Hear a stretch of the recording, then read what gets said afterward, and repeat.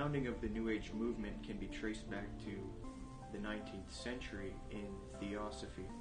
This is the group that largely popularized this belief that we are heading out of the age of Pisces and into the astrological age of Aquarius, which to them will be an age of unity of humanity, an age of enlightenment, a spiritual age of consciousness, so to speak.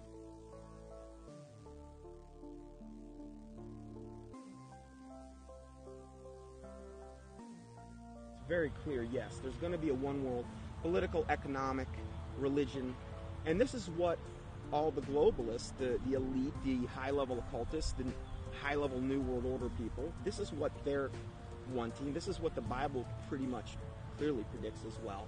And this is obviously what we're moving to. The Freemason and One World Government advocate Zbigniew Brzezinski said the following in his work Between Two Ages, quote, "The technotronic era involves the gradual appearance of a more controlled society.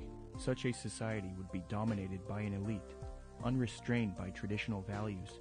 Soon it will be possible to assert almost continuous surveillance over every citizen and maintain up-to-date complete files containing even the most personal information about the citizen." This admitted New World Order agenda to create a one-world government that rules over humanity is not only political, it is also spiritual and based on what is known as the New Age. This can be verified with irrefutable documentation. Most of the Christians doing this kind of work have been silenced, so I set out across the border to speak to the few researchers that are still left. There are not many researchers left who have not been deceived by the New Age.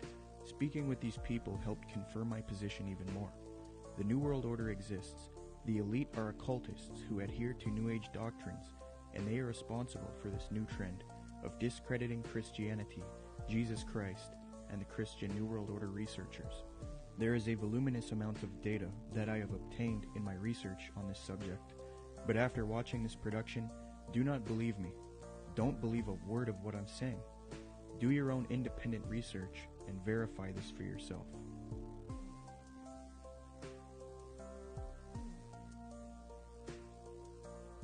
The very word secrecy is repugnant in a free and open society, and we are, as a people, inherently and historically opposed to secret societies, to secret oaths, and to secret proceedings.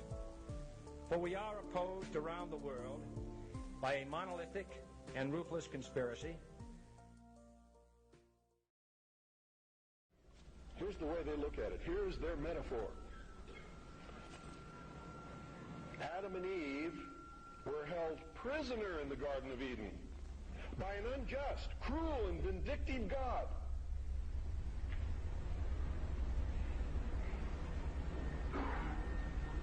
Until Lucifer, through his agent Satan, set man free from this garden by giving him the gift of intellect. Through the use of intellect, man will conquer the earth, will conquer nature, and will himself become God. It's taught in every Masonic temple in this land. Every secret brotherhood, every secret society, every mystical temple, every occult organization teaches the Luciferian philosophy.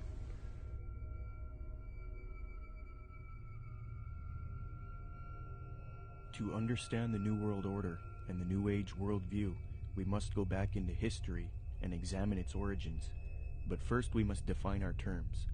By New Age, I am speaking about a worldview that has many facets and components, such as astrological and zodiacal beliefs in the New Age concept, channeling higher powers to achieve knowledge, meditation, the belief that all is one or forms of monism, the belief that we can attain godhood, esotericism, or in other words, reinterpreting ancient texts to find hidden meanings and unify all religious belief into one, the belief that we need a one-world system for the coming age of Aquarius. By New World Order, I am talking about a political agenda to create a one-world system, one-world government, one-world economy, unity of humanity into one organism, control over humanity, and submission of the masses. But today, the largest countries of the world have agreed a global plan for recovery and reform. I think a new world order is emerging, and with it the foundations of a new and progressive era of international cooperation. To understand what is going on today with respect to the New World Order and the New Age movement, we must have recourse to the 19th century organization called the Theosophical Society. This organization in particular, among others, is largely responsible for the modern New Age movement and the political doctrine known as the New World Order. The founder of this organization was a woman named Helena Petrovna Blavatsky. Born August 12, 1831, Helena Blavatsky was very interested early in her life in the supernatural and the mythological. From 1848 to 1858, Blavatsky would travel the world to ascertain an understanding of the religious traditions of the world. She claimed to have traveled to South America, Egypt, Canada, France, Greece, Mexico, Tibet, India, Germany, and England during this time. It is said that during this travel she learned many mysteries, secrets, and occult knowledge from every walk of life. With all of this new esoteric information in her mind, she moved to New York in 1873. Then in 1875, she formed an occult organization called the Theosophical Society. She founded this society with two men, Colonel Henry Steele Olcott and William Quan Judge. According to Olcott, Theosophy already had thousands of members and branches all over the world by 1885.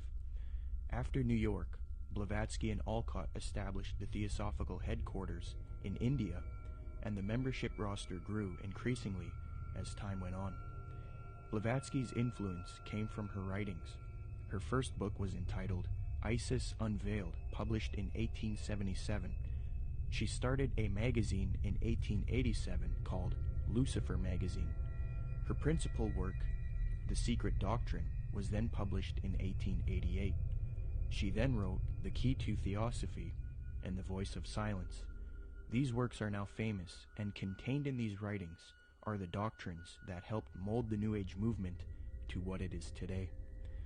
It is said that part of Blavatsky's book, The Secret Doctrine, was channeled to her through an ascended master or highly evolved being called Kuthumi, who spoke to her. Belief in these ascended masters who communicate to humanity is very crucial when studying the New Age. We will look at that doctrine later.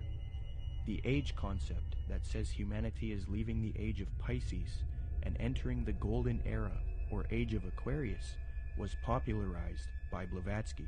She taught Theosophists, at any rate, some of them who understand the hidden meaning of the universally expected avatars, messiahs, socioshis, and Christs, know that it is no end of the world, but the consummation of the age, i.e. the close of a cycle, which is now fast approaching. Again, the messianic cycle of the man connected with Pisces. It is a cycle, historical, and not very long, but very occult, lasting about 2,155 solar years. It occurred 2,410 and 255 BC, or when the equinox entered into the sign of Ram, and again into that of Pisces. When it enters in a few years the sign of Aquarius, psychologists will have some extra work to do, and the psychic idiosyncrasies of humanity will enter on a great change. These Theosophists teach that Jesus was simply a representation of the age of Pisces, and that he was an initiate into the mystery schools, or cults of spiritual teachers and masters. They teach people that the new age of Aquarius is going to be that of a utopia, where the world unites into a one-world system, the exiting out of Jesus' age, and the entering into a new world teacher's age. They say each age is accompanied by a great world teacher, be it Buddha, Jesus, etc. So for the advent of the age of Aquarius, they claim a new world teacher will guide humanity into it. Blavatsky was reluctant to fuse these theosophic beliefs with politics, however. Nonetheless, she still advocated monism and a one-world brotherhood, or uniting, of mankind. In Blavatsky's book, The Key to Theosophy, she lists three main goals of theosophy: universal brotherhood of humanity without distinction of race, color, or creed; to promote the study of the world's religions and to investigate the hidden mysteries of nature. As time went on, Theosophy got very popular. Many prominent figures would join the Theosophical Society from all over the world, and many popular doctrines of today's New Age movement would be molded and shaped by them. Theosophy is the first major New Age group, and they are largely responsible for many of the modern New Age beliefs, including the belief that Jesus represented the sun god. After studying the occult and the esoteric in depth, I have come to the conclusion that the Zeitgeist movement and the Zeitgeist films are based on Theosophy, Freemasonry, and the New Age. For those who are unfamiliar, in 2007, a man named Peter Joseph released a film called Zeitgeist. This film received millions of views on the internet and became very popular. Then in 2008, Zeitgeist Addendum, the sequel, came out. From there, Peter Joseph established the Zeitgeist movement. Whether Zeitgeist was a film that was intended by Peter Joseph or whoever was behind it to be what it ended up being, I don't know. But I can say that the message that's being expressed by Zeitgeist is without a doubt the most clear depiction of the mystery school ideology. And it's done in such a way to be, it's kind of what I've described as a sort of mystery schools for dummies. It's a way to get people that normally wouldn't be setting foot to any various secret societies. It's a way to indoctrinate them and get them to believe in the same sort of elitist mindset without having to go through any particular initiation. It's also usually accompanied with the idea of pride. That is that the people believe that what they believe is only for a select few, and that sort of has this way of sticking with them, and that nobody believes what I believe, and so it's sort of this elitist mindset that comes with that as well. The first Zeitgeist film was divided into 3 sections. The second section was about 9/11 being an inside job. The third section was about the corruption of the Federal Reserve. I have no real issue with the last 2 sections, but since the release of the first Zeitgeist film, Peter Joseph, the creator, has distanced himself from the 9/11 issue altogether.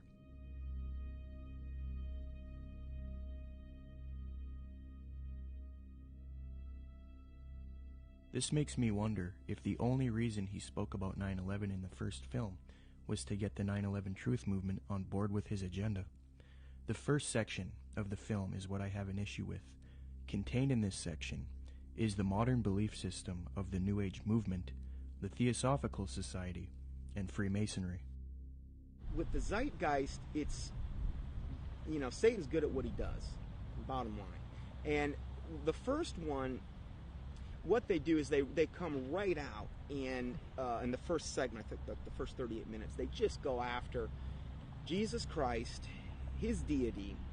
Basically, what they try to do is convince everyone that Jesus Christ is just a knockoff of Horus and a lot of the other pagan deities, and they try to draw all these parallels and similarities. These parallels and similarities have all been debunked by Bible scholars and things. In fact, I think there's even a couple challenges up on the internet, the Zeitgeist Challenge, where they offer money if they can actually. So they've been debunked. I've done, oh my word, I don't know how many teachings debunking both movies. But if somebody were to see that for the first time and not know any different, oh, hey, it sounds convincing, sounds, this or that. And so what they've got to do is discredit the Word of God, the deity of Jesus Christ. As Theosophy grew, it produced influential figures such as Annie Wood Besant, born October 1st, 1847. She was a Marxist and a socialist. Besant was so inclined towards socialism that she defended it in public debates. One such debate was conducted between her and a man by the name of G.W. Foote, a secularist who supported republicanism. The debate was held at the Hall of Science on February 2nd, 9th, 16th, and 23rd, 1887, a 4-night debate series. The title of the debate was, "Is Socialism Sound?" Angelique Richardson and Chris Willis from the University of London Institute for English Studies When commenting on Besant's worldview, note, quote, "The socialist feminist Annie Besant joined the Marxist-based Social Democrat Federation, SDF, in the 1880s. Annie Besant met the founder of Theosophy, Helena Blavatsky, in 1890, and she quickly read Blavatsky's material. Besant recorded her first acquaintance with Blavatsky. She wrote, quote, "I was standing with my hand in her firm grip and looking for the first time in this life straight into the eyes of HPB. We rose to go, and for a moment veil lifted, and two brilliant, piercing eyes met mine, and with a yearning throb in the voice, 'Oh, my dear Mrs. Besant, if you would only come with us.' I said a commonplace, polite goodbye, and turned away with some inanely courteous and evasive remark. 'Child,' she said to me long afterwards, 'your pride is terrible. You are as proud as Lucifer himself.'" Besant would get involved with the secret society known as Freemasonry. In 1902, she established the International Order of Co-Freemasonry, and then set up lodges all over the world with theosophic underpinnings. Theosophy, Freemasonry, and Marxism are all connected with the New Age movement. Besant would become president of the Theosophical Society in 1908. As I give you the history and lay the framework for the origins of the modern New World Order ideology and the New Age movement, it is important to note the role of Freemasonry. As previously noted, Theosophy and Freemasonry were somewhat affiliated in the late 19th century. In fact, Helena Blavatsky received an honorary degree of Apprentice Companion, Perfect Mistress, Sublime Elect Scotch Lady, from the Rite of Adoption. She was awarded with these titles by the 33rd degree Freemasons John Yarker, M. Kaspari, and A.D. Lowenstock. Here is a reprint of the Masonic certificate that Blavatsky received.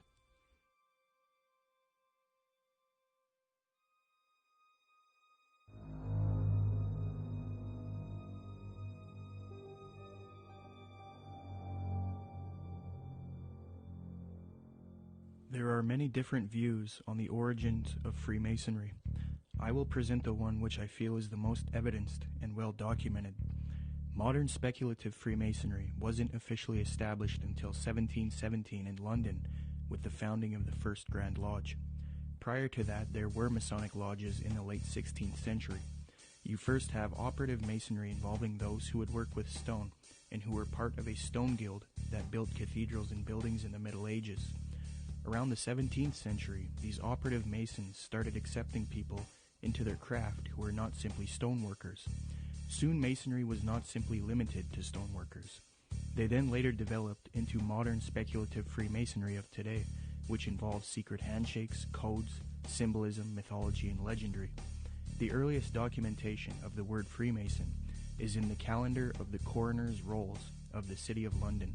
This is dated 1378 AD, edited by Reginald Sharp and published in 1913. Commenting on the origins of Freemasonry, Harry Carr remarks, quote, "It developed in Britain out of the building trades and fraternities, whose history goes back some 600 years in England. I do insist, however, that our present-day speculative Freemasonry is directly descended from the operative Masonry, whose beginnings we can trace back to the earliest record of organization among Masons in 1356. As far back as 1917, as modern Masonry was already 200 years old, people were recognizing the connection Freemasonry and Theosophy had. In the 1917 work Heresies Exposed, W. Host remarks, quote, "Freemasonry viewed doctrinally is Theosophy." With respect to the previously mentioned Zeitgeist films and the Zeitgeist movement, I will demonstrate that after a thorough study into these teachings of Theosophy and Freemasonry, it becomes quite clear that this film and movement, which has captivated so many truth seekers, is nothing more than the externalization of Theosophy, Freemasonry, and the New Age to the public. This is important because if it turns out that Zeitgeist is leading people into Theosophical and Freemasonic ideologies, it means that rather than standing against the New World Order One World Government agenda, like the anti-New World Order movement is supposed to be doing, truth seekers are actually associating themselves with ideologies and organizations that are connected to the New World Order, which I will also demonstrate. I will now qualify this hypothesis since I have laid the foundation for Theosophy and Freemasonry. Theosophists and Freemasons, as part of their esoteric doctrine, taught that Jesus was the sun god, the S-U-N, in the sky, and that he was based on the age of Pisces within the zodiac. The Marxist Theosophist Annie Besant taught her students, quote, "Then the sun retrograded into Pisces at the time of the birth of Jesus Christ, the Pisces influence being shown by cures performed by stepping into pools of water, Christ choosing his first apostles from fishermen," unquote. Similarly, the founder of Theosophy, Helena Blavatsky, taught, quote, "Ichthus, a fish, some of his early disciples were fishermen, Pisces, a conventional shape for the fish," unquote. The notorious Freemason Manly Palmer Hall taught, quote, "During the age of Pisces, the fish was the symbol of divinity, and the sun god fed the multitude with 2 small fishes." In another context, Blavatsky reinforces Theosophy's belief about Jesus, quote, "For the salvation of the world, this was the sun, shorn of his golden rays, and crowned with blackened ones, symbolizing this loss as the thorns. Jesus and even Apollonius of Tyana were but epitomizers of the history of the sun." These doctrines are very sacred to Theosophists and Freemasons. The first section of the first film, Zeitgeist, externalizes these same Theosophic and Freemasonic beliefs, fringe views that historians and scholars dismiss. Zeitgeist repeats, quote, "Jesus is the Son of God. Now Jesus is the figure who ushers in the age following Aries, the age of Pisces," unquote.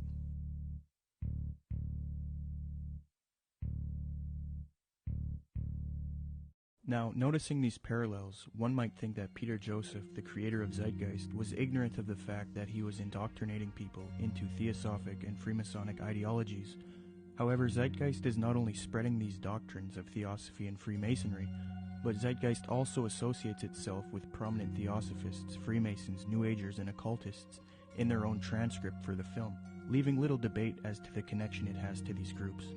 Zeitgeist listed all of its sources for the film in its online transcript, and among the names of people appealed to are Helena Blavatsky, the founder of Theosophy, the Freemason Albert Churchward, New Ager Acharya S., New Ager occultist and theosophical apologist Jordan Maxwell, the Druid Gerald Massey, Edward Carpenter, the socialist and acquaintance of Theosophist, Freemason, and Marxist Annie Besant, the Freemason Manly P. Hall, and the Druid Godfrey Higgins, who is associated with Helena Blavatsky.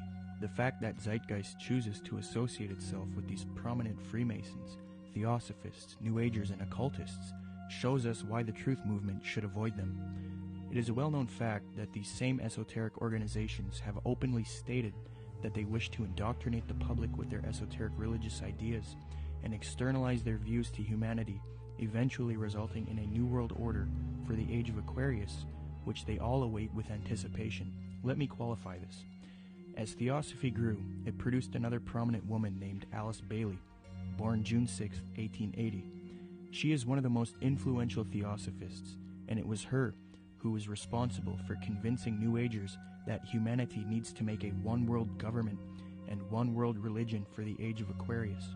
In order to achieve this system, she deemed it necessary to teach humanity the religion of Theosophy and Freemasonry, the same doctrines that Zeitgeist is now spreading. Speaking on the spiritual war between esotericists and people who refuse to accept the New Age, she says, quote, "It will be fought largely with mental weapons and in the world of thought.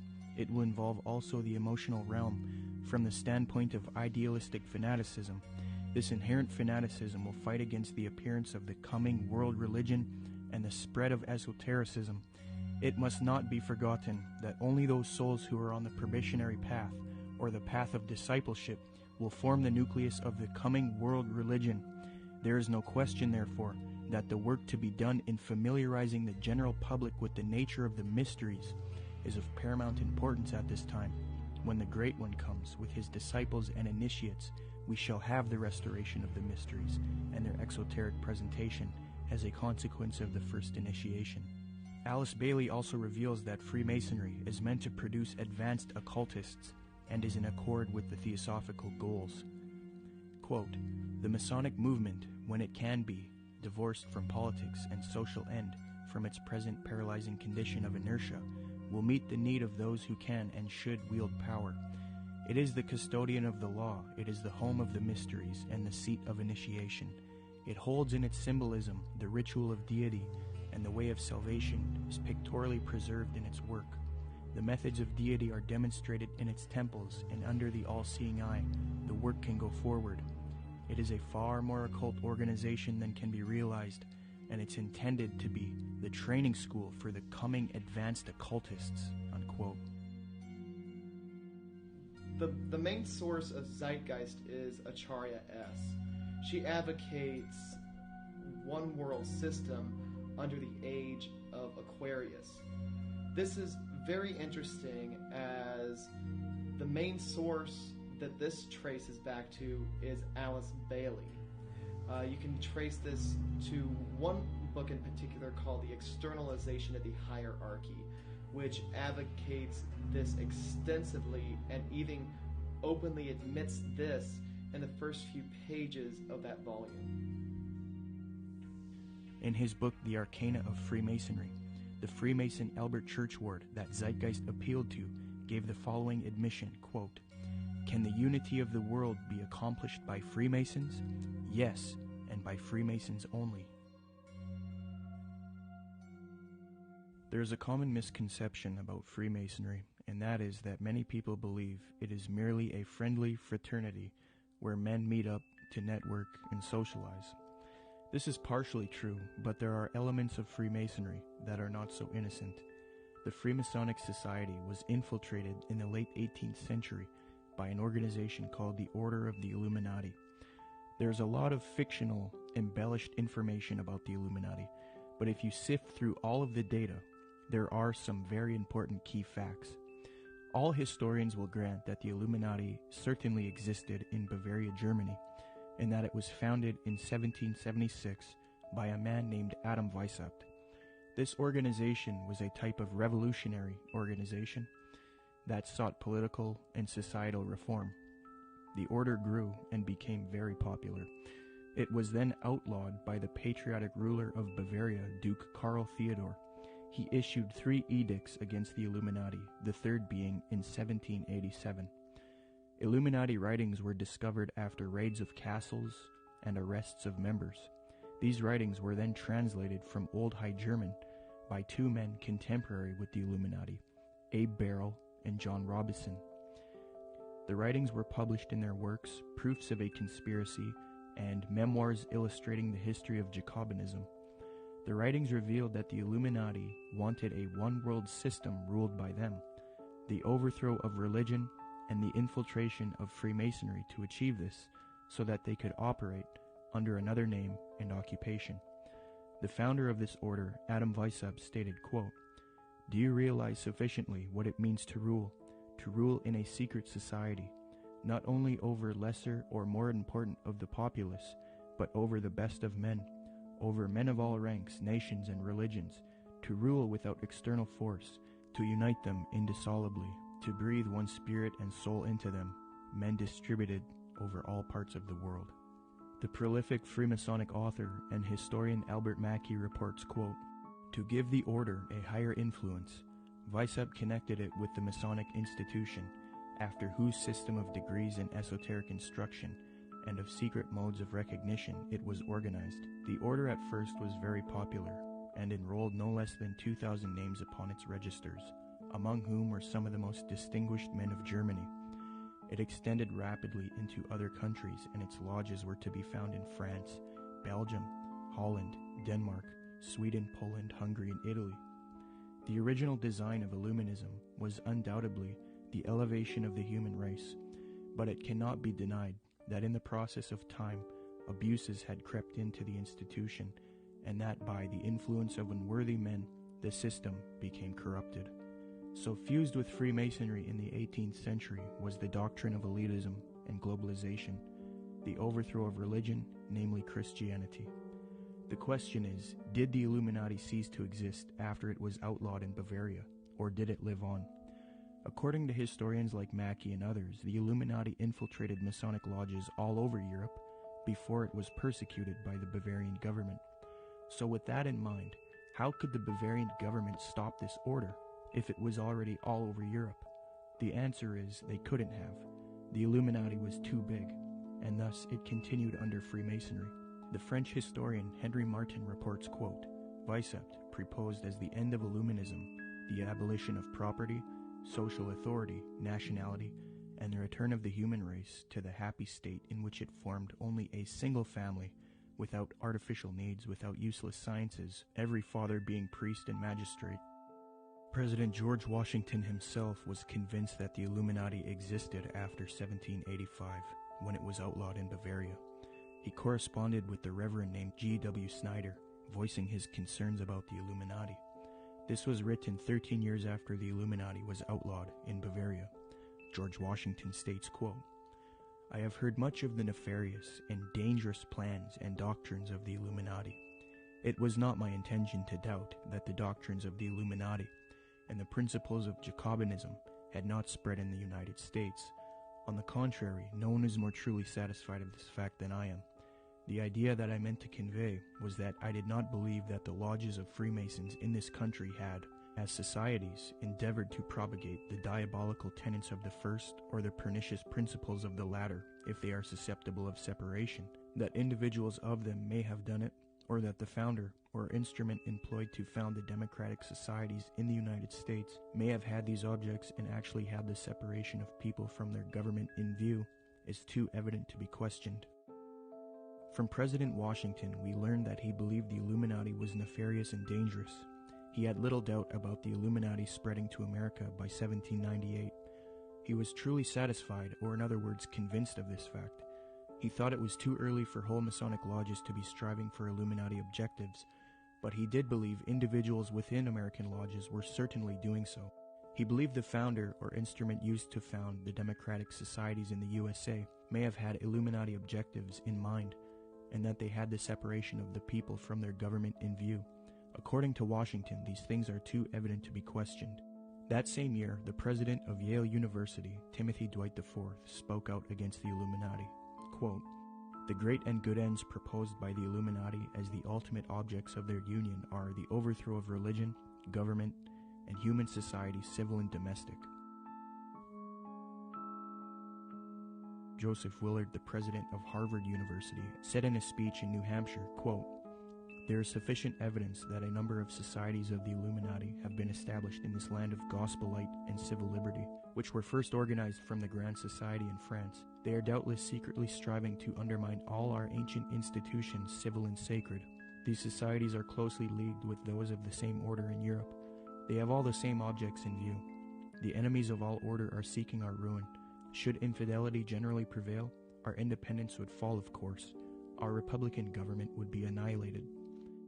Speaking on this new Freemasonry that was infiltrated by Illuminati elitist doctrines, John Quincy Adams, the 6th President of the United States, remarked, quote, I do conscientiously and sincerely believe that the order of Freemasonry, if not the greatest, is one of the greatest moral and political evils. Because this Illuminati doctrine of globalization and societal reform was fused into Freemasonry, later prominent Masons started voicing their anticipation of a new world order, one world system.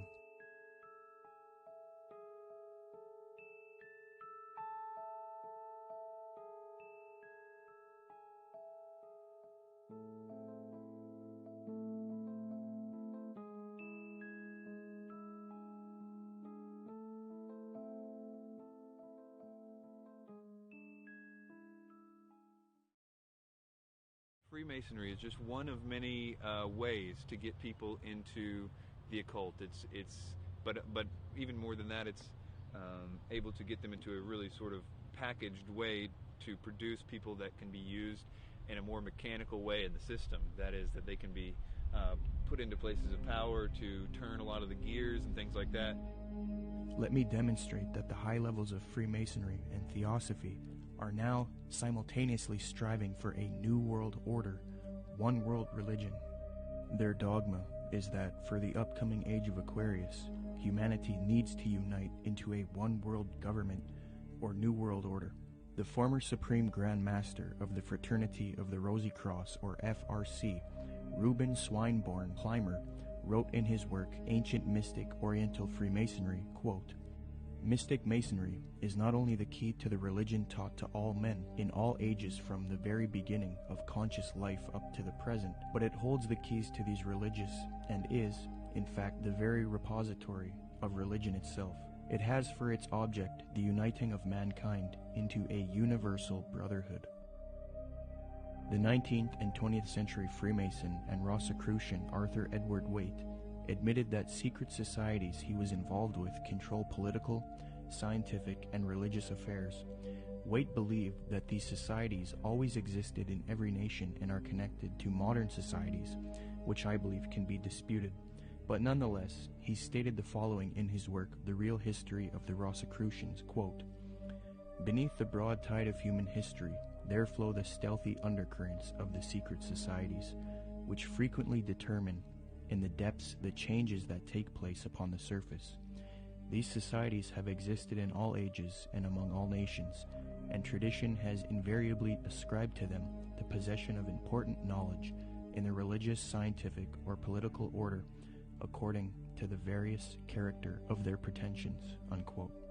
The official Freemasonic Scottish Rite magazine, entitled The New Age Magazine, admits that it is for a New World Order, New World Religion, and New Age. Quote, "Great God our King has chosen the great American public schools to pave the way for the new race, the new religion, and the new civilization that is taking place in America. Any mother, father, or guardian who is responsible for the taking away of the freedom of mind, freedom of will, or freedom of spirit is the lowest criminal on earth, because they take away from that child the God-given right to become part of God's great plan in America for the dawn of the new age of the world." 33rd degree Freemason Manly Palmer Hall advocated world government, quote, "The new Atlantis sets forth an ideal government of the earth. It foretells that day when in the midst of men there shall rise up a vast institution composed of the philosophic elect, an order of illumined men band together for the purpose of investigating the laws of life and the mysteries of the universe. The age of boundaries is closing, and we are approaching a nobler era when nations shall be no more, when the lines of race and caste shall be wiped out, when the whole earth shall be under one order, one government, one administrative body," unquote. Alice Bailey, the prominent theosophist, stated, quote, "The new era is coming. The new ideals, the new civilization, the new modes of life, of education, of religious presentation, and of government are slowly precipitating, and nothing can stop them." N. Sri Ram, a prominent theosophist and New World Order advocate, stated, quote, "Let us first consider the restoration of the mysteries. It is well known among members of the co-Masonic movement that its work has been faithfully continued up to the present, and that its number of lodges has steadily increased.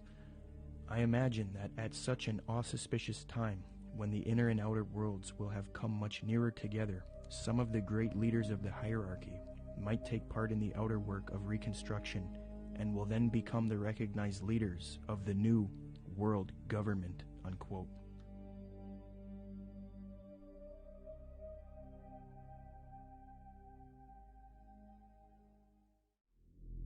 Now, this was written by Manly P. Hall. Manly P. Hall was both a Grand Master within Freemasonry, and he was a Grand Master in the Illuminati. And he says, "All of sincere heart will find consolation in the conviction that powers beyond and above human corruption continue to administer the destiny of the globe. It would be a mistake to confuse the governing bodies with the various sects which pretend to authority but give no indication or proof that they can manage efficiently even their own affairs." Now, Manly P. Hall knows who he's referring to here because he's part of that secret body. But of course, he speaks positively of it. The Zeitgeist films and movement have more ties to Theosophy and Freemasonry. At just 2 minutes into the second Zeitgeist film, Zeitgeist Addendum, a lecture of a man by the name of Jiddu Krishnamurti is played. Jiddu spent much of his childhood in southern India. Jiddu's father was a member of the Theosophical Society in southern India. When Jiddu was a boy, he was discovered by the Theosophist C.W. Ledbetter, Ledbetter was a man who was brought up on charges of immoral behavior with young boys, yet he still had a close relationship with the president of Theosophy, Annie Besant. Ledbetter and Besant would adopt Jiddu and take him to England. They raised him and brainwashed him into the Theosophic esoteric teachings. They were convinced that he was their return of the Christ and that he would lead humanity into the age of Aquarius as the world teacher for the New Age. Jiddu thought he was the Christ for many years due to being brainwashed, and he would give lectures speaking with authority on esoteric and occult matters. However, Jiddu became reluctant, and after many years decided not to be the Christ of Theosophy. He was a false Christ, and he later departed from Theosophy. He did retain connection with Theosophists, and devoted the later part of his life to giving lectures on New Age spirituality. He authored many books on the subject as well. The fact that Zeitgeist would include this man in their film, knowing his deep connection with Theosophy, should demonstrate to everyone the New Age esoteric nature of the Zeitgeist films and movement. One of the main claims of Zeitgeist is that the gospel story of Jesus is derived from the stories of previous pagan gods. They attempt to draw parallels between Jesus and these other gods to try to show that the story of Jesus is just a copycat story.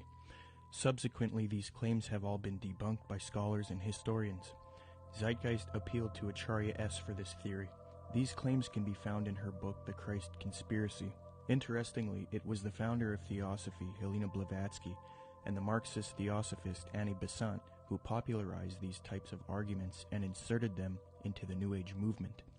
The emphasis is removing uniqueness from Jesus Christ in Christianity because to the New Ager, humanity is leaving Jesus' age of Pisces, which they believe is now evil. According to them, many people are still stuck believing in Christianity, holding the world back from their new spirituality. So what better way to fix this problem than to discredit the avatar of the previous Piscean age, Jesus Christ? They will even go as far as to say Jesus never existed in order to lead people away from Christianity. Thus the masses are now on board with the new Aquarian world order. Even modern New Agers around today will utilize this deception. New Age spokesman and disciple of Alice Bailey in Theosophy, Benjamin Krem, states, quote, "The 5 major initiations which take one to liberation have their symbolic enactment in the life of Jesus. That is what the gospel story is really about. It is a very ancient story and has been presented to mankind again and again in different forms long before the time of Jesus," unquote. When one compares Acharya S.'s book, The Christ Conspiracy, to Helena Blavatsky's book, Isis Unveiled Volume 2, it becomes quite clear where Acharya got much of her material. For extensive rebuttals to this copycat thesis, see the following books, videos, and articles. The 3 things that Zeitgeist adopts from Theosophy and Freemasonry with respect to theology are 1. The belief that the story of Jesus was copied from other religions. 2. That Jesus is a representation of the sun. And 3. That Jesus ushered in the age of Pisces. It makes sense why Theosophists would spread these views, because they want a world system for the age of Aquarius, and in discrediting Christianity and connecting Jesus to astrology, they can get apostate Christians on board. But why then does Zeitgeist spread this propaganda? Interestingly, the creator of Zeitgeist, Peter Joseph, has wanted a world system or utopia paradise on earth since the release of the first Zeitgeist film. And as far as the spiritual aspect of life, we're all pure spirituality. Of course there's something outside of understanding because we're just a fragment inside this larger whole. I end Zeitgeist with a very positive note. We're talking about the consciousness, the whole consciousness, because you can scientifically orient yourself and even more importantly, spiritually orient yourself into a collective consciousness to realize that we're all one organism. And the moment people stop dividing themselves up and generating religious division, political division, the moment people stop fighting amongst themselves is the moment paradise will dawn. Similarly, Zeitgeist's main source, Acharya S., has advocated the New Age of Aquarius that the elitist Theosophists and Freemasons await in her 1999 work, The Christ Conspiracy, quote, "But the future is now, and the maneuvers are being unveiled. As far as Christianity's role in this new age," Carpenter states, quote, Christianity, therefore, as I say, must either now come frankly forward and acknowledge its parentage from the great order of the past, seek to rehabilitate that, and carry mankind one step forward in the path of evolution, or else it must perish. There is no alternative. Despite the vilification of the so-called New Age movement, the fact is that we are entering into a new age. The age referred to in the gospel tale is that of Pisces, and through contrivance and duplicity, coercion and slaughter, the fish god Jesus, the Piscean solar avatar, has indeed been with us, but now it is the close of the age, and his time is over. As Hancock says, we live today in an astrological no man's land, at the end of the age of Pisces, on the threshold of the new age of Aquarius. Traditionally, these times of transition between one age and the next have been regarded as ill-omened. Ill-omened verily, as the ongoing destruction of the earth and the endless warfare over ideology will indeed produce the Armageddon so long awaited and planned by those who cannot live for today but must look towards an afterlife. By realizing the cultural unity revealed behind the Christ conspiracy, however, humanity can pull together and prevent this fall to create a better world. 75 years before Zeitgeist's main source Acharya S. penned that admission, the former president of Theosophy, Annie Besant, wrote something almost exactly the same, quote, "The equinox will reach the sign of Aquarius, coinciding the great cycle of influence. We can indeed hope to put a complete end to all the influence of the past cycle, with its tyranny, slavery, war, and cruelty. This is one of the great transitional epochs, and the karma before humanity as a whole, and to every group in particular, is to reform itself from slavery, female subjection, war, and cruelty, and establish a civilization based on humanness and interest in spiritual matters." New Age author Gail Fairfield explains what is expected for the supposed upcoming age of Aquarius. She states, quote, "The sign of Aquarius is the sign of focused concepts. It concentrates intently on developing its ideas and then applies them to the betterment of humankind. It has talent for rapidly correlating all the information available into a political, ethical, spiritual, technological system. Aquarius creates optimal features for individuals and for humanity because it needs alternatives, possibilities, and something to move towards. Overall, Aquarius is a reformer and visionary, working to create its utopia," unquote. Isn't it interesting that right after Zeitgeist promoted the Aquarian New Age concepts in the first Zeitgeist film, the second film, Zeitgeist Addendum, then goes on to convince its followers to strive for a similar Aquarian one-world system, New World Order, called the Venus Project. Indeed, the solution offered by the film Zeitgeist Addendum is that humanity needs to unite into the very same thing that Theosophy and Freemasonry wants it to unite into: a one-world universal esoteric brotherhood of humanity, a New World Order. I think that the coming new system that the occultists speak of it's really crucial to understand that what they're talking about is not going to look like what we think the New World Order's control grid will look like.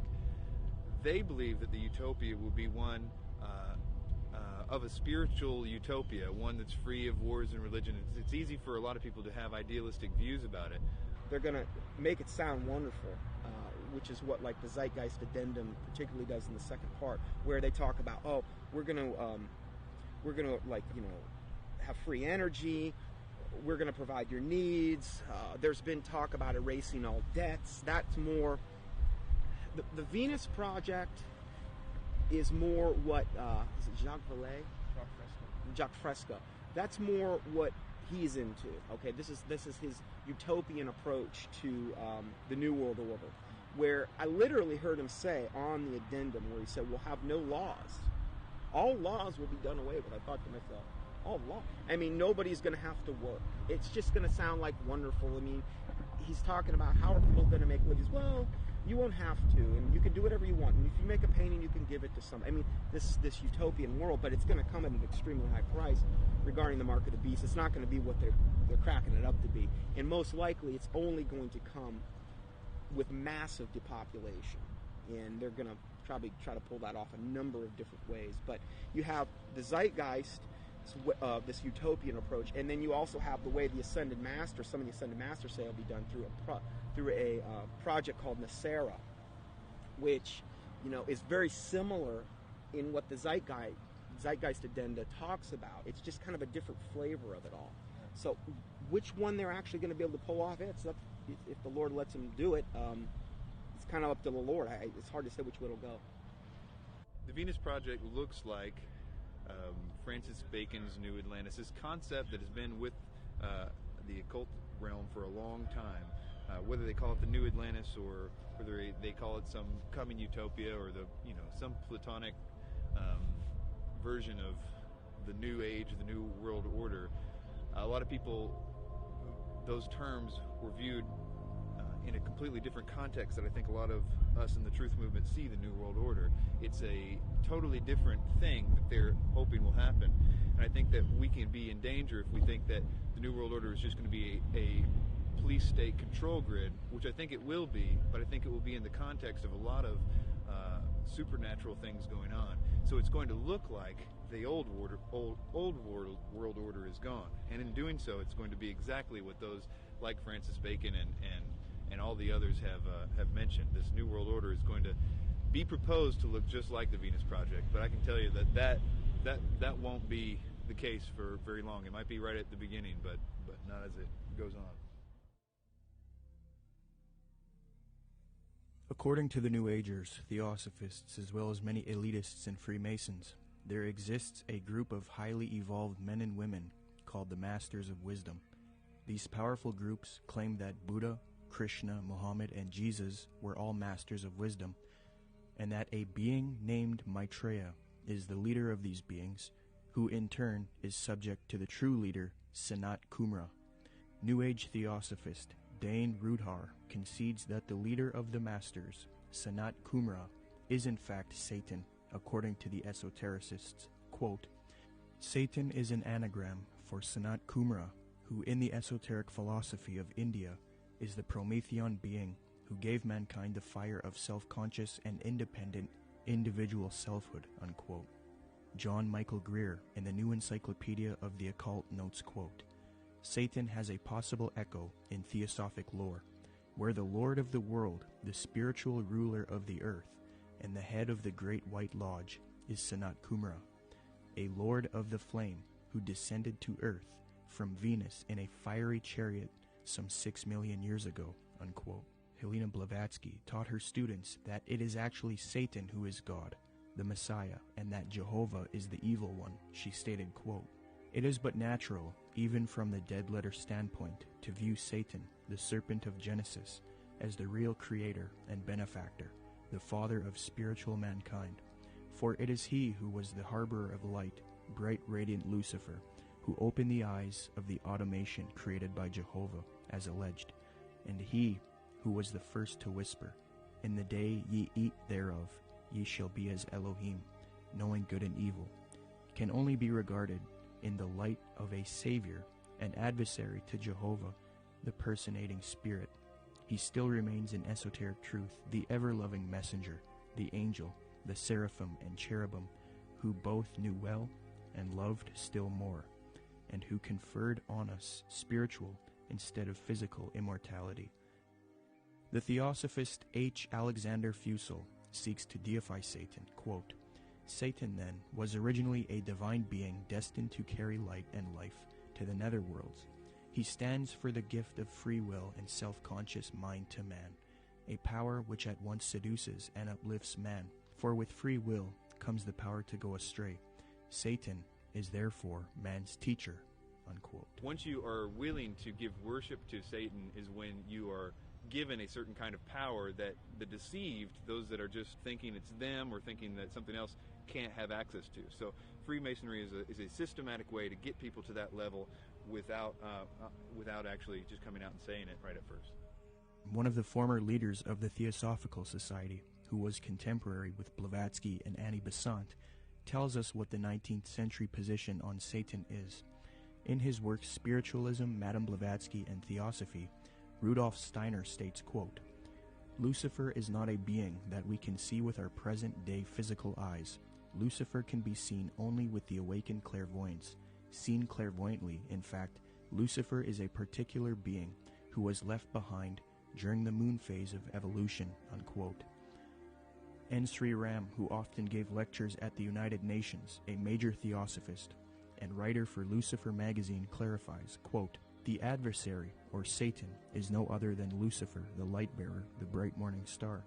He is the initiator, awakening the divine faculties of intellect on man.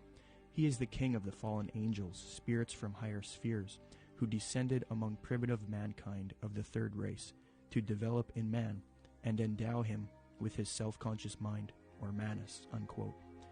Theosophy teaches that Satan or Lucifer is actually a divine being who saves humankind and brings him consciousness. Many modern influential New Agers who are deceived by Theosophy repeat the same theme. David Spangler admits that Lucifer is a being that New Agers honor, and the light of Lucifer is the light of God. Quote, "The true light of Lucifer cannot be seen through sorrow, through darkness, through rejection. The true light of this great being can only be recognized when one's own eyes can see with the light of the Christ, the light of the inner sun. Lucifer works within each of us, trying to bring us to wholeness. And as we move into a new age, which is the age of man's wholeness, each of us, in some way, is brought to that point which I term the Luciferic initiation, the particular doorway through which the individual must pass if he is to come fully into the presence of his light and his wholeness. Lucifer comes to give us the final gift of wholeness. If we accept it, then he is free, and we are free. That is the Luciferic initiation. It is one that many people now, and in the days ahead, will be facing, for it is an initiation into the new age. It is an initiation of leaving the past and moving into the new, shedding our guilts and fears, our anxieties, our needs, our temptations, and becoming whole and at peace, because we have recognized our inner light and the light that enfolds us, the light of God," unquote. So indeed, the Luciferian doctrine is fused into the New Age movement due to Theosophy. Along with this doctrine is the belief that because of Satan, man is now thinking he will evolve, conquer the world, conquer nature, and become a god. The Freemason W.L. Wilmhurst bolstered the fact that Freemasonry is aimed at creating god-men. The purpose of initiation is attaining godhood, he states, quote, "The height of the lodge, even as high as the heavens, implies the range of consciousness possible to us. When we have developed our potentialities to the full is infinite. Man who has sprung from the earth and developed through the lower kingdoms of nature to his present rational state has yet to complete his evolution by becoming a godlike being and unifying his consciousness with the omniscient, to promote which is and always has been the sole aim and purpose of all initiation," unquote. Danny and Englewood, you're on the air. Go ahead. Yeah, you're going to take this the wrong way, Peter J., director of Zeitgeist, but what you just said sounds exactly like Satanism.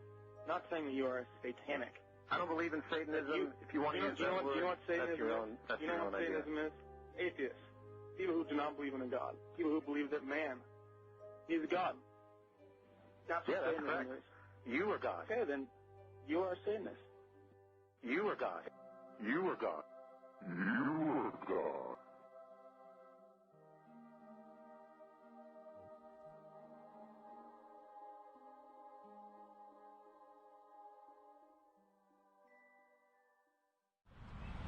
Okay, can you tell us about Benjamin Creme, Maitreya, and the Ascended Masters?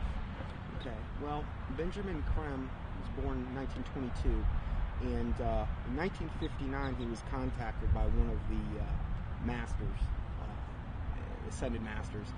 They don't really get real specific who actually contacted him first, but what they did is asked him if he wanted to participate in this coming, where he would actually talk about and be kind of like the John the Baptist for the coming Maitreya, as they called him.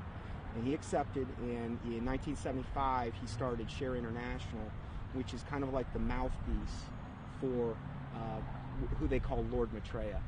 And in 1977, Maitreya actually made, according to them, his physical appearance, where he came from the Himalayas, and supposedly he occupied a body, came in on a plane from the Himalayas, and they even used that whole thing about him coming from the Himalayas in 1977 to say that this fulfills the Bible scriptures where it said he will come in the clouds. which is such a joke. But so Maitreya has really been, or Benjamin Creme has really been like, again, the kind of like the false version of John the Baptist for Maitreya ever since. Really, he's went around, lectured. He lectures at different various occult groups. He lectures at Masonic halls and these types of things, places where he feels comfortable at. And he's been trying to herald in Maitreya for a long time. They've made many predictions where, they said, okay, he's most likely going to appear within this time frame, and most of the time they've just got everything wrong. So they'll say, well, he could appear any moment, but we don't really know when. The New Age religion, folks, is going to have a worldwide leader, a charismatic political and religious leader that they call Lord Maitreya. At least so far, that's who they call him, or that's what they call him. This individual, as far as I know, has not made his public appearance yet, but the New Agers claim that he is on the earth at the present time. They claim that he came to live with the Asian community in East London, England, in July 1977 by descending from his ancient retreat in the Himalaya mountains along the border of India and Tibet. They further believe that his imminent emergence into full public view is assured. They also claim that this individual is the one that the Christians call Christ, the Jews call the Messiah, the Buddhists call the fifth Buddha, the Hindus call Krishna, and the Muslims call the Imam Mahdi. In other words, all of the major religions of the world are awaiting the arrival of this one individual. And they say that he is on the earth now, patiently waiting for the appointed time to reveal his existence to the peoples of the world. They say that he will apparently assume the leadership of all of these religions, and when he does, he will create a one-world religion. The New Agers have written that in the esoteric tradition, previously defined as being intended for or understood by only a chosen few as an inner group of disciples or initiates, in other words, the esoteric means hidden. They claim that the word Christ is not the name of an individual, but the name of an office or function within the spiritual hierarchy of masters. They claim that the masters are a group of perfected men who have guided human evolution from behind the scenes for centuries, and they believe that this Lord Maitreya is that Christ. Now, Manly P. Hall has written of this individual by identifying him as, quote, the way, the truth, and the life, which coming to every life redeems all who accept it, unquote. Since Jiddu Krishnamurti, featured in Zeitgeist Addendum, failed as the world teacher responsible for ushering in the Age of Aquarius one-world system, Theosophists, Freemasons, and occultists have been waiting for their world teacher since then. Well, on January 9th, 1959, a student of Alice Bailey and Blavatsky, who was already familiar with the doctrine of the Ascended Masters, Benjamin Creme, would come into contact with powerful forces who would appoint him to introduce Maitreya, the world teacher, to humanity. Creme's first experience is as follows. On January 3rd, 1959, Creme became possessed by an energy, and a message from an outside force said to him, "Go to Blackfriars Bridge, south side, Blackheath side, on January 9th, 9:30 p.m. So on January 9th, 1959, Benjamin Creme followed these instructions and crossed Blackfriars Bridge in London, walking to the south side. There was no one about. It was deserted. There was a car waiting at the far end of the bridge. He walked beside the car and looked inside of it. There were some people in it who he did not know, but one of them was a man who told him he had been receiving messages from the Ascended Masters. From there, Creme started receiving messages again from this force, who he now believed were these Ascended Masters that Theosophy invented. This entity told Creme to pull out his tape recorder. It began giving Creme long dictations, which he repeated into the tape recorder. The entity said, "Now our master Maitreya himself has something important to tell you." Creme then claimed to be overshadowed by Maitreya, this leader of the Ascended Masters. In a sense, he was possessed by Maitreya. Krem claims that the experience was that of total identification with everything and everybody in the world, a kind of universal experience such as he had never felt. He was filled with a foreign tremendous energy. Krem claimed to have seen a vision of himself in the future, as well as Maitreya, the world teacher, who ushers in the age of Aquarius, one world system. Later he was instructed that he would help introduce Maitreya to the world. Since then, Krem started an organization called Share International. They have a website as well. It is aimed at promoting Maitreya and the teachings of Theosophy and the New Age. Krem admitted that he was influenced by Helena Blavatsky and Alice Bailey. Quote, "To many today, this awareness includes the recognition of higher states of consciousness attained by those who make up the emerging spiritual kingdom, the masters and initiates of the world. Their existence was first revealed in modern time by H.P. Blavatsky, co-founder of the Theosophical Society, as long ago as 1875. A more detailed communication about the masters and their work was given by Alice A. Bailey between 1919 and 1949. In her book, The Externalization of the Hierarchy, she revealed the existence of a planned return to physical plane work and activity by this group of enlightened men, which return, I submit, has already begun." I think that what Blavatsky wrote down, even by her own admission, was not written by a ascended master, and I don't think that ascended masters exist. She was being deceived. Regardless of what we think, we have to at least believe her and the others involved in the high levels of the Theosophic movement, that what they got, the core levels, their secret doctrine, was given to them by off-world entities. The research becomes, who are these off-world entities? And this is the other part of that research. Is what those entities said true or not?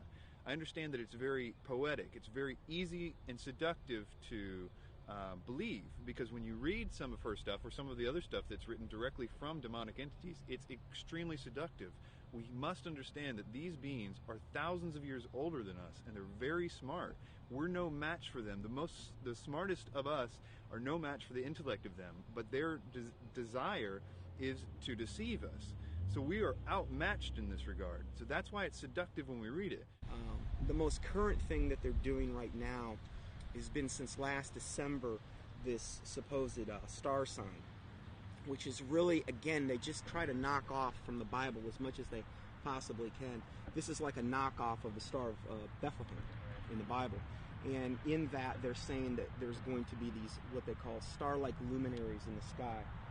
4 of them that are in different quadrants of the earth. They're 5 times the size of a football field, according to them. And people are seeing these things, and they've got a whole, up on shareinternational.org, they've got a whole section devoted to this, where people are sending in pictures, there's stars, and what they are spaceships. That's what they're admitting to at this point. And more people are seeing them, but evidently this is going to be the thing that really, really heralds in Maitreya, up until they have the day of declaration when he makes his public emergence. And this is supposed to be on the major media? Yes. When he makes his big debut,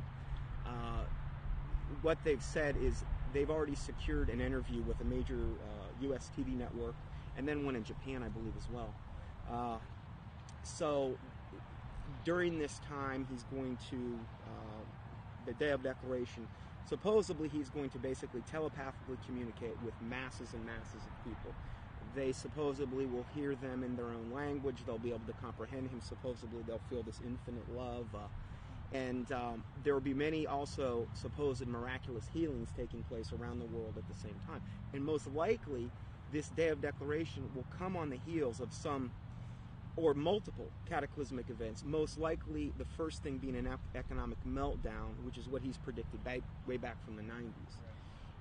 I think for maximum impact, if it came on the heels of not only an economic meltdown, but let's say a false flag nuclear event and or swine flu, one of those things, or World War III, which they're saying, Benjamin Krem says, Maitreya is the only one that can broker a deal where he can get the Palestinians and the Muslims and the Jews to play nice and kind of get on the same playing field.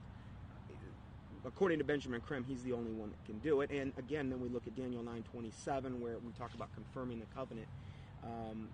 He seems to be about the only one that I think could possibly pull it off. But kind of remains to be seen. And what does Maitreya promise? What does he want to achieve? What are his goals?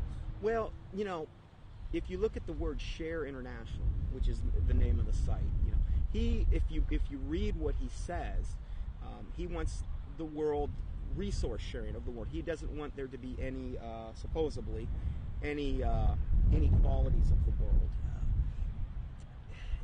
You look at what he says that he is. He says that he is the Christ that the Christians are expecting, the Messiah the Jews are expecting, the fifth Buddha the Buddhists are expecting, Krishna the Hindus are expecting, and Imam Mahdi that the Muslims. So he's kind of everything rolled up into one. He's like the total package. He's going to give and be able to unite and put all of the various and different religious systems, the major religious systems, all on the same page. And the Bible says that when the Antichrist comes, he's going to come with all lying power, signs, and wonders. And he's going to deceive the whole world by which the miracles that he's going to do. So he's taking credit for every single miracle that's going on right now, whether it's a Marian apparition, which would be, to him, the ascended Master Mary, because he's got a whole band of masters that he's going to be coming with. And so he's taking credit for everything. Every miracle that you're seeing going on in the world right now, whether it's a Catholic miracle, whether it's some type of energizing of water, whether it's some bleeding statue, whether it's, some Hindu miracle, crosses of light, they've seen those in various churches. He's taking credit for all of that. And I think what we're going to see and what he says we're going to see, in fact, I just read this in their last report, Benjamin Creme said also with the UFO sightings, he says they're going to increase up until the time when he makes his emergence. And he's going to come on the scene. He's going to be able to explain all of this and try to put everybody on the same page. My personal belief is that the Antichrist, or the world teacher, will seem to actually be Christ, in the sense that he will seem to destroy some old system and some old bad leader. And I think that it will somehow be tied to, I don't know, this is my guess, but it will somehow be tied to some sort of fake or alien invasion or presence of some sort. I don't know if Maitreya fits all those characteristics, but I wouldn't doubt it for 1 minute if he was. My personal opinion is that Creme is somebody who is being talked to by entities and is doing what he's told to be doing. But you have to understand, a lot of times with people that are channeling entities like that, they oftentimes do and say things that don't come true, because the demons themselves don't know when. They're still on a timeline that they can't tell when something's going to happen. So they're always keeping something ready to happen in case when they finally can. So in the case of that, like if you look at the Blossom Goodchild thing and these ideas that were consistently put out by channeled entities and things, it never came to pass because they don't have control over the timeline. They just have to always be ready.